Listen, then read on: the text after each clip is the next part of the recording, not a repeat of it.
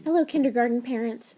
My name is Dina Harrell. I'm the Director of Advanced Academics for the Coppell Independent School District, and I wanted to take a couple of minutes to explain to you our GT assessment practices for our kindergarten learners in CISD. As a point of reference, I want to refer you to the Texas State Plan for the Education of Gifted and Talented Students. It is the guiding document that Coppell ISD uses for designing our gifted services, assessment practices, curriculum, and professional learning as they relate to meeting the needs of gifted learners. You can find that on the TEA website or on the Advanced Academics website for the district. Likewise, we utilize the GT program evaluation, which was completed in the spring of 2013, that has some recommendations from the community on how we might better meet the needs of our gifted learners. This graphic is a quick overview of the services that we provide to gifted learners. First, I'm going to delineate that on the left side of the graphic is what we would call RTI, which is response to intervention. These may be services that are provided for learners who have an academic need that we need to address in terms of needing to master the content or a gap in their learning. And so these are the strategies that we leverage to help meet the needs of those learners. Here in the middle, it's really our goal for all learners that they can master the content with the help of an educator designing learning experiences specific for them, and that learning has been differentiated to meet their specific needs. However, we also acknowledge that over here on the right side of the screen are learners who may move quicker through the content, may have an area of accelerated interest or passion, and we also call this RTI. This is response to instruction.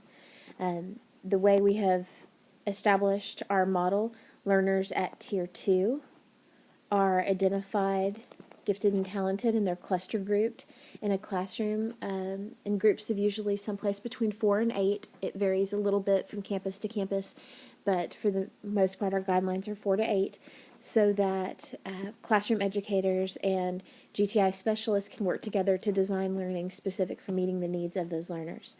At Tier 3, these learners receive everything that the Tier 2 learners get. In other words, they are cluster grouped in a classroom. However, they may receive some additional intensive interventions to support their growth.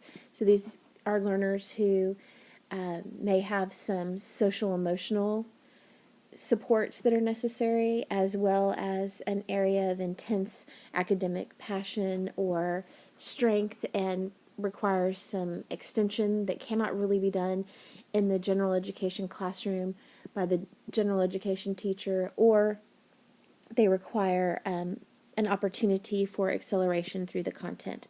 Our goal for all learners always is that they should receive instruction that leads to at least 1 year of academic growth for 1 year of academic instruction.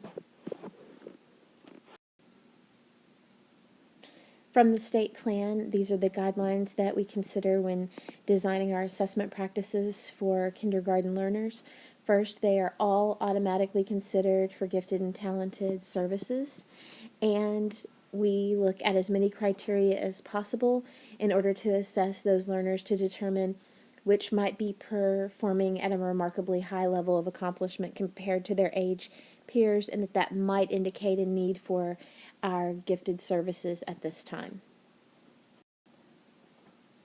If you've had a kindergartner go through our system before, you might remember that previously all kindergartners were administered the COGAT in December of their kindergarten year, and that was one of the tools that we looked at in terms of determining whether the learner had a need for gifted services.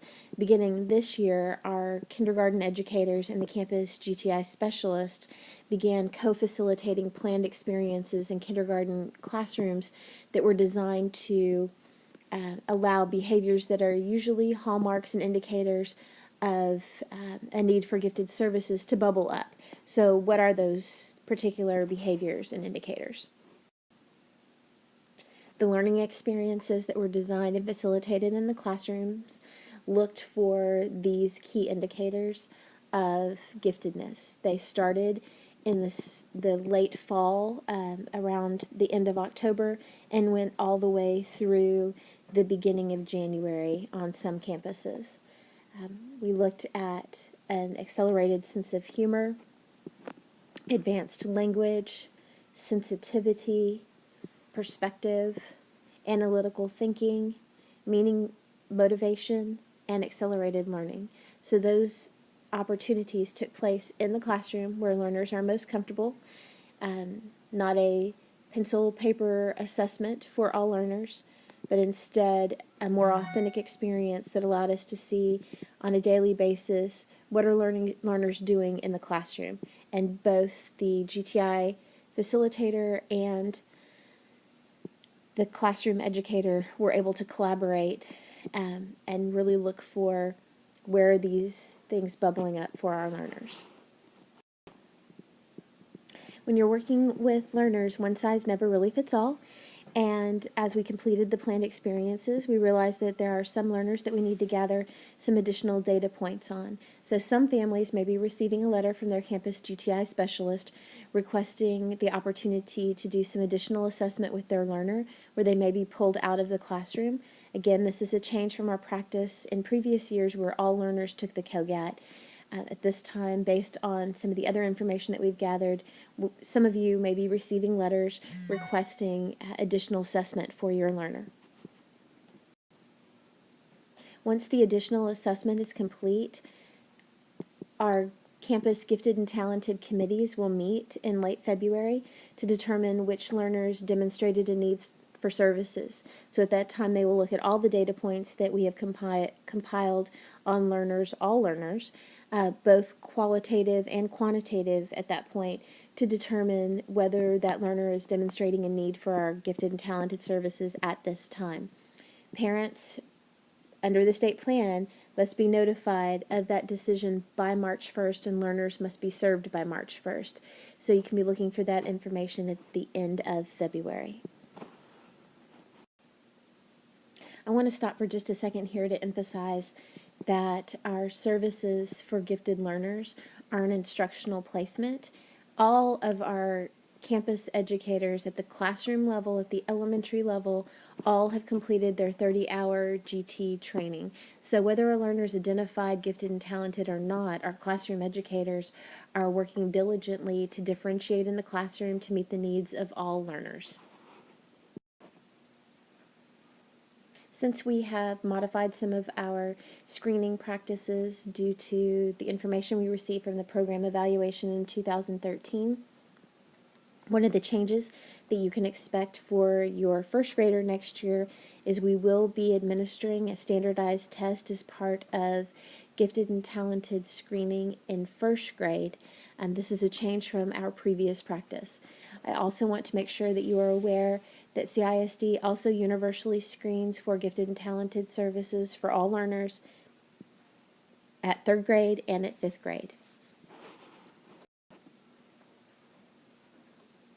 Our GTI specialists are working very hard to support the needs of our GT learners on all campuses, as well as their classroom educators that are striving to differentiate to meet the needs of all learners on all campuses. I would respectfully request that if you have any questions about our assessment practices, that you contact me at dharrell@coppellisd.com. Thank you for a couple of minutes of your time as I explain the changes in our practices. We are working to update our websites accordingly.